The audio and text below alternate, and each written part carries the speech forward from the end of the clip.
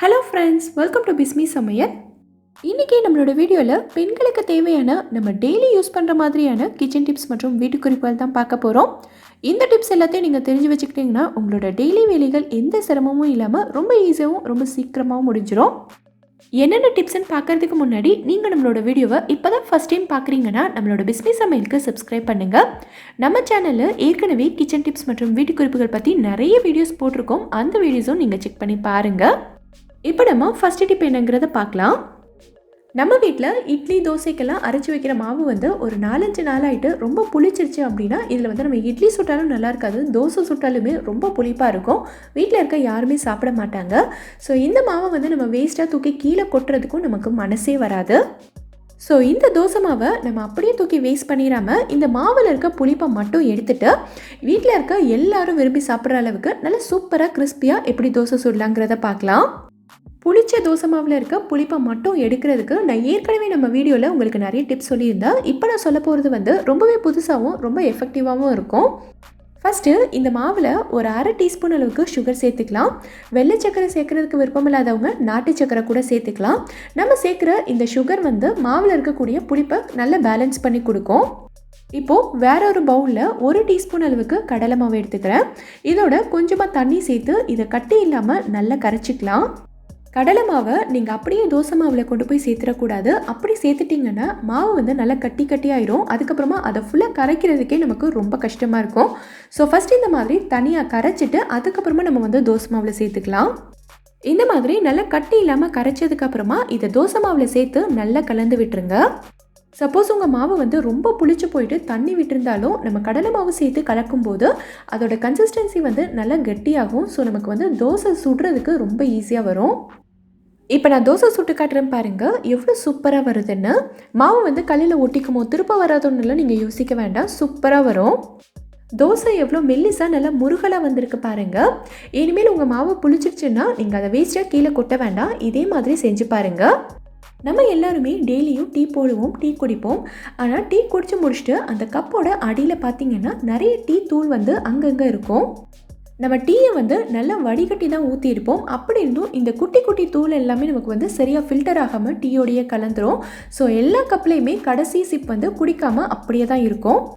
So நம்மளோட டீயில் இந்த மாதிரி குட்டி குட்டி தூளெல்லாம் வரவே கூடாதுன்னா நம்ம என்ன பண்ணணுங்கிறத பார்க்கலாம். நீங்கள் டீ தூள் வந்து கடையிலேருந்து வாங்கிட்டு வந்த உடனேவே பாக்கெட்டை பிரித்து டப்பாவில் கொட்டுறதுக்கு முன்னாடி இந்த மாதிரி ஒரு வடிகட்டியில் கொட்டிடுங்க. இப்போ இதை வந்து நீங்கள் லைட்டாக கையை வச்சு தட்டுனீங்கனாலே போதும், ரொம்ப குட்டி குட்டி தூள் எல்லாமே நமக்கு அடியில் வந்துடும். நீங்கள் எடுத்திருக்க வடிகட்டி வந்து ரொம்ப குட்டி குட்டி ஓட்டையாக இருக்கணும். சப்போஸ் வடிகட்டியில் பெரிய பெரிய கேப்பாக இருந்தது அப்படின்னா நம்ம டீ தூள் எல்லாமே கீழே வந்துடும். ஸோ வடிகட்டியில் ரொம்ப சின்ன தூள் மட்டும்தான் வெளியில் வர அளவுக்கு ஓட்டை இருக்கணும். இப்போ பாருங்கள் இந்த மாதிரி நல்லா பவுடராக இருக்க எல்லாமே நமக்கு வந்து அடியில் வந்துருச்சு. இப்போ வடிகட்டியில் இருக்கிறத நம்ம வந்து பாட்டிலுக்கு மாற்றிக்கலாம். இந்த மாதிரி நம்ம செஞ்சு வச்சுட்டோன்னா டீ கப்பில் கடைசி சிப் டீ வரைக்கும் நம்ம வந்து குடிக்கலாம். ரொம்ப யூஸ்ஃபுல்லாக இருக்கும்னு நினைக்கிறேன். நீங்களும் ட்ரை பண்ணி பாருங்கள். இப்போ நான் சொல்ல போகிற டிப் வந்து நம்மள நிறைய பேருக்கு ரொம்ப ரொம்ப யூஸ்ஃபுல்லாக இருக்கும். நம்ம வீட்டில் வடி பிரியாணியெல்லாம் செய்யும்போது பார்த்திங்கன்னா நம்ம அரிசியை தனியாக வேறொரு பாத்திரத்தில் வேக வச்சு எடுத்துகிட்டு அதை வந்து மசாலா மேலே சேர்த்து தம் போட்டு பிரியாணி பண்ணுவோம். இந்த மாதிரி நம்ம செய்யும்போது நிறைய பேருக்கு வந்து அரிசியை தண்ணியிலேருந்து எந்த ஸ்டேஜில் வடிகட்டணுங்கிற பக்குவம் வந்து தெரியாது. ஒன்று கொலைய விட்டுருவாங்க, அப்படி இல்லைன்னா ஒரு மாதிரி விதையாக வேகாமல் எடுத்துருவாங்க. ஸோ இந்த டிப்பில் நம்ம பிரியாணிக்கு அரிசியை எந்த ஸ்டேஜில் வடிகட்டி எடுக்கணுங்கிறத நான் சொல்கிறேன். ஃபஸ்ட்டு பாஸ்மதி அரிசியை நீங்கள் கண்டிப்பாக ஒரு 20 நிமிஷத்துக்கு நல்லா ஊற விட்டுறணும். நல்லா ஊற விட்டால் தான் அரிசி வந்து நல்ல நீளமாக உடையாமல் வரும். 20 நிமிஷத்துக்கு நல்லா ஊறினதுக்கு அப்புறமா தான் அந்த தண்ணி எல்லாத்தையும் நல்லா வடிச்சிட்டு நீங்கள் வந்து வேக வைக்கணும். இப்போ பார்த்தீங்கன்னா தண்ணி வந்து இந்த அளவுக்கு நல்லா கொதிச்சிருச்சு. இப்போ தான் நம்ம வந்து அரிசி சேர்க்கணும். தண்ணி வந்து லேசாக கொதிக்கும் போதே நீங்கள் வந்து அரிசி சேர்த்துட்டிங்கன்னா நமக்கு அரிசி எல்லாமே வந்து கரெக்டான பக்குவத்தில் வெந்து வராது. ஒன்று வெந்து ஒன்று வேகாமல் இருக்கும். ஸோ எப்போவுமே இந்த அளவுக்கு நல்லா கொதிச்சதுக்கப்புறமா நீங்கள் வந்து அரிசி சேருங்க. அரிசி சேர்த்துட்டு ஒரு தடவை நல்லா கலந்து விட்டுட்டு வேக விட்டுருங்க. அரிசி சேர்த்ததுக்கப்புறமா தண்ணி வந்து இந்த மாதிரி லைட்டாக கொதிக்க ஆரம்பிச்சிருக்கு பாருங்கள்.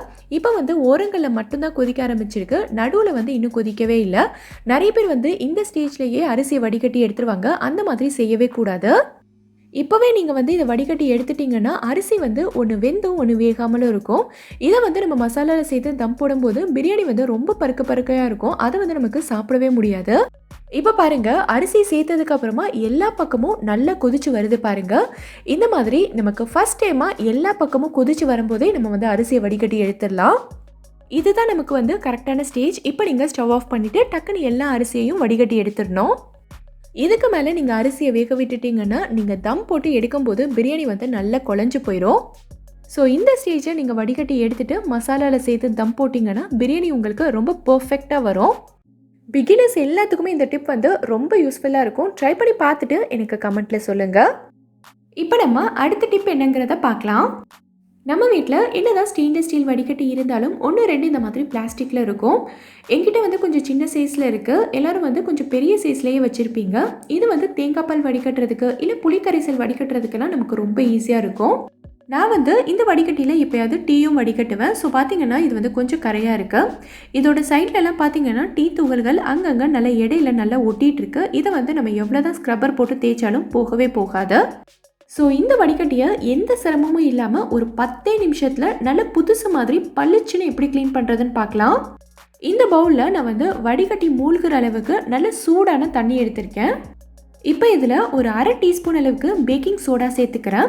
இது வந்து நம்ம எப்போவுமே சமையலுக்கு யூஸ் பண்ணுற அப்ப சோடா தான். இப்போ இது கூடவே கொஞ்சமாக வினிகரும் சேர்த்துக்கிறேன். வினிகர் சேர்த்த உடனேவே இந்த மாதிரி நல்லா பொங்கி வரும். உங்ககிட்ட வினிகர் இல்லை அப்படின்னா நீங்கள் வந்து பாதி லெமனோட ஜூஸ் மட்டும் சேர்த்துக்கலாம். ஒரு தடவை இந்த மாதிரி நல்லா கலந்து விட்டுட்டு நம்ம வடிகட்டியை உள்ளே போட்டு ஒரு 10 நிமிஷத்துக்கு நல்லா ஊற விட்டுருங்க. ஒரு 10 நிமிஷம் நல்லா ஊறினதுக்கு அப்புறமா இந்த மாதிரி ஒரு பழைய டூத் ப்ரஷ் எடுத்துகிட்டு வடிகட்டியை நல்லா தேய்ச்சி விட்டுறலாம்.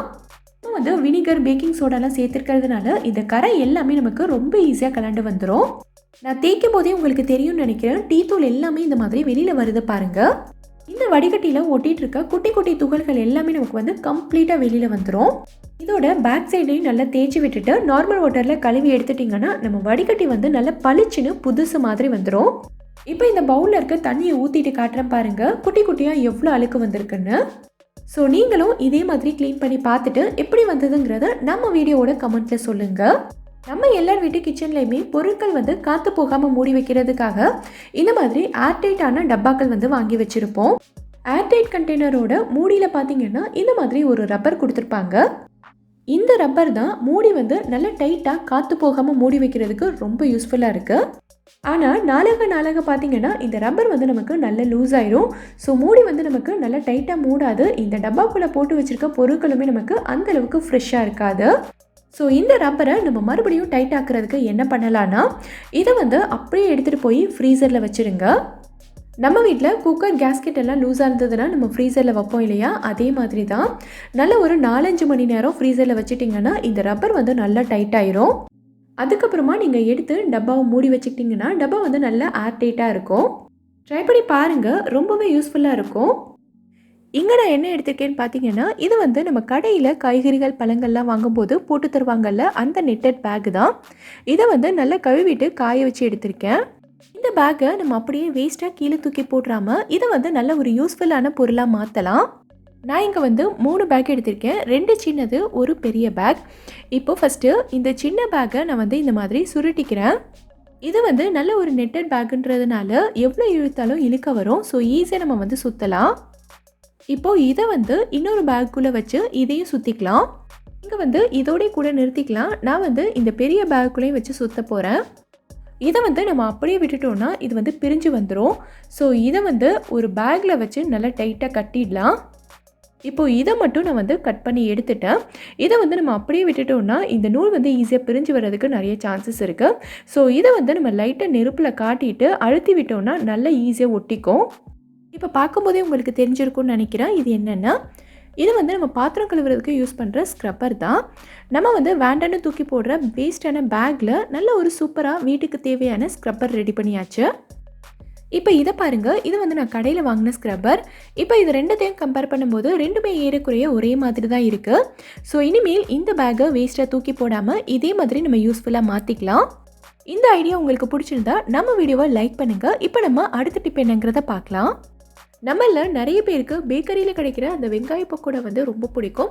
இதை வந்து நம்ம ஒவ்வொரு தடவையும் பேக்கரியில் போய் வாங்க முடியாது, வீட்டில் ட்ரை பண்ணி பார்க்கலான்னு நினைப்போம். ஆனால் ஒவ்வொரு தடவையும் என்ன ஆகும்னா, ஒன்று மாவு ரொம்ப அதிகமாகிட்டு வெங்காய போண்டா மாதிரி வந்துடும், அப்படி இல்லைன்னா மாவு ரொம்ப தண்ணி ஆகிட்டு ஒரு மாதிரி ரொம்ப எண்ணெயை இழுக்க ஆரம்பிச்சிடும்.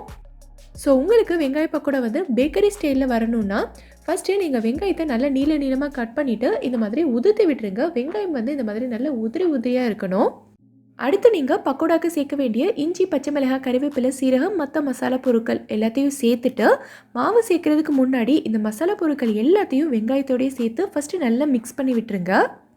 இந்த மாதிரி நம்ம செய்யும்போது வெங்காயத்தில் நம்ம சேர்த்த மசாலா பொருட்களோட ஃப்ளேவர் எல்லாமே நல்லா ஒட்டி பிடிக்கும். ஸோ பக்கோடாவோட டேஸ்ட் வந்து ரொம்ப சூப்பராக வரும். பக்கோடா செய்யும்போது நிறைய பேர் என்ன பண்ணுவாங்கன்னா, ஃபஸ்ட்டு வந்து மாவு போட்டுட்டு மாவுக்கு ஏற்ற மாதிரி வெங்காயம் மற்ற பொருட்கள்லாம் சேர்ப்பாங்க. அந்த மாதிரி சேர்க்கவே கூடாது. அப்படி செஞ்சிங்கன்னா உங்களுக்கு வெங்காய போண்டா தான் கிடைக்கும். இப்போ தான் நம்ம வந்து இந்த பக்கோடாக்கு தேவையான மாவு சேர்க்க போகிறோம். மாவு எந்த அளவுக்கு சேர்க்கணுன்னா, நம்ம சேர்க்குற கடலை மாவும் அரிசி மாவும் இந்த வெங்காயம் எல்லாத்தையும் நல்லா கம்பைன் பண்ணுற அளவுக்கு மாவு சேர்க்கணும். கொஞ்சம் கொஞ்சமாக மாவு சேர்த்து மிக்ஸ் பண்ணிக்கிட்டே வாங்க. தண்ணி வந்து சுத்தமாக சேர்க்கவே கூடாது. எந்த அளவுக்கு மாவு சேர்க்கணுன்னா, இந்த வெங்காயத்துலேருந்து வெளியில் வர தண்ணி எந்த அளவுக்கு மாவை இழுக்குதோ அந்த அளவுக்கு மட்டும்தான் மாவு சேர்க்கணும், அதுக்கு மேலே சேர்க்கக்கூடாது. இப்போ பாருங்கள், நான் எல்லாத்தையும் மிக்ஸ் பண்ணிட்டேன். இந்த மாதிரி தான் இருக்குது. அடுத்து நீங்கள் பக்கோடா போடும்போதுமே இதை வந்து வடை மாதிரி தட்டி தட்டி போடக்கூடாது. மாவை எடுத்துகிட்டு எண்ணெய்க்கு மேலே வச்சு லைட்டாக உதுத்தி விட்டிங்களாலே போதும், சூப்பராக வரும்.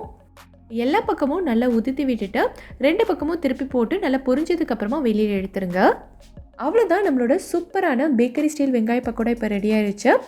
இந்த பக்கோடாவில் இருக்க வெங்காயம் கூட அவ்வளோ டேஸ்ட்டாக இருக்கும். ஏன்னா நம்ம வந்து மசாலா எல்லாத்தையும் வெங்காயத்தோடய சேர்த்து நல்லா மிக்ஸ் பண்ணியிருக்கிறதுனால இதே மாதிரி நீங்களும் ட்ரை பண்ணி பாருங்கள். இந்த வீடியோவில் நான் சொல்லியிருக்க டிப்ஸ் எல்லாமே உங்களுக்கு ரொம்பவே யூஸ்ஃபுல்லாக இருக்கும்னு நினைக்கிறேன். எந்த டிப் உங்களுக்கு ரொம்ப யூஸ்ஃபுல்லாக இருந்ததுங்கிறத கீழே இருக்க கமெண்ட்டில் எனக்கு சொல்லுங்கள். இந்த வீடியோ பிடிச்சிருந்தா லைக் பண்ணுங்கள். உங்கள் ஃப்ரெண்ட்ஸ், உங்கள் ஃபேமிலி மெம்பர்ஸ் கூட இந்த வீடியோவை ஷேர் பண்ணுங்கள்.